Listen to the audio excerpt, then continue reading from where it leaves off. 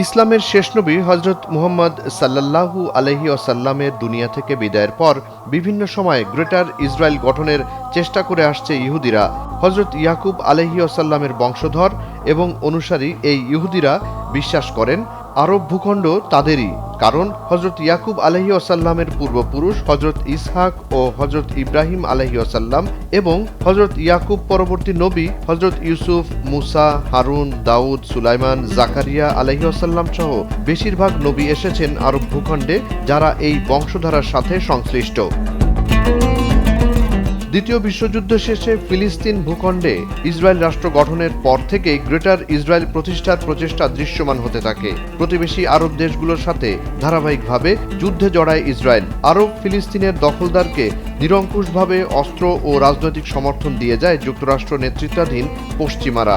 ইসরায়েলের সাথে যুদ্ধে জড়িয়ে অসহায়ভাবে আত্মসমর্পণ করে মিশর, সিরিয়া, লেবানন। আর যুদ্ধে জড়ানোর আগেই ইসরায়েলের কাছে সবকিছু বর্গা দিয়ে বসে জর্ডান।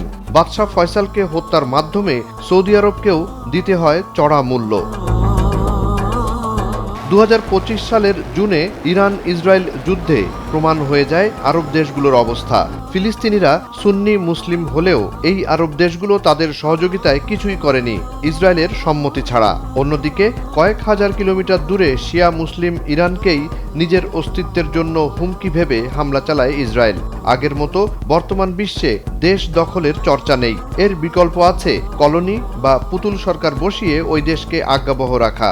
ইসরায়েলের চারপাশে আরব রাষ্ট্রগুলো এমনই। এভাবে গ্রেটার ইসরায়েল গঠনের পরিকল্পনা অনেকখানি দৃশ্যমান।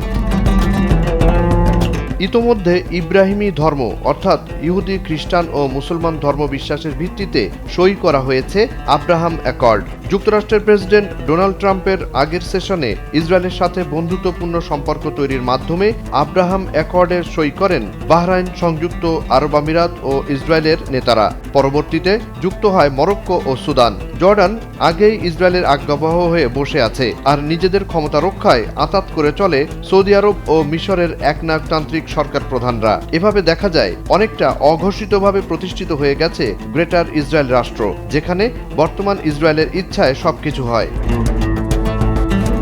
সম্প্রতি গ্রেটার ইসরায়েল নিয়ে মন্তব্য করেন দেশটির প্রধানমন্ত্রী বেনিয়ামিন নেতানিয়াহু। পরবর্তীতে ইসরায়েলের কট্টরবাদী চ্যানেল 12 এর সাংবাদিককে নেতানিয়াহুর কার্যালয় থেকে জানানো হয় সৌদি আরবের কোনো ভূমি দখল বা নিয়ন্ত্রণের ইচ্ছা নেই, তবে অন্য কোনো দেশের ব্যাপারে স্পষ্ট কোনো মন্তব্য করা হয়নি।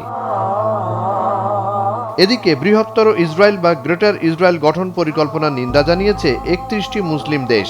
যৌথ বিবৃতিতে সম্প্রসারণবাদী নীতির বিপজ্জনক পরিণতি সম্পর্কে সতর্ক করার পাশাপাশি এটিকে আঞ্চলিক নিরাপত্তার জন্য হুমকি, আন্তর্জাতিক আইনের স্পষ্ট লঙ্ঘন এবং পশ্চিম এশিয়ায় সহিংসতা ও অস্থিতিশীলতা বৃদ্ধির ভয়ানক পদক্ষেপ হিসেবে উল্লেখ করা হয়। এ পরিকল্পনার লক্ষ্য হল অধিকৃত অঞ্চলগুলোর সীমানা তাদের বর্তমান সীমার বাইরে প্রসারিত করা, যা এটিকে এই অঞ্চলের নিরাপত্তার জন্য সবচেয়ে বিপজ্জনক হুমকি হিসেবে গণ্য করা। বৃহত্তর ইসরায়েল পরিকল্পনার সাথে বসতি স্থাপন, সম্প্রসারণ এবং ফিলিস্তিনি ভূমি দখলের বিষয়টি জড়িত, যা ফিলিস্তিনিদের আরও বাস্তুচ্যুত করবে। এই পদক্ষেপ সামাজিক ও মানবাধিকার লঙ্ঘন এবং আঞ্চলিক স্থিতিশীলতার জন্য হুমকি হিসেবে বিবেচনা করা হয়।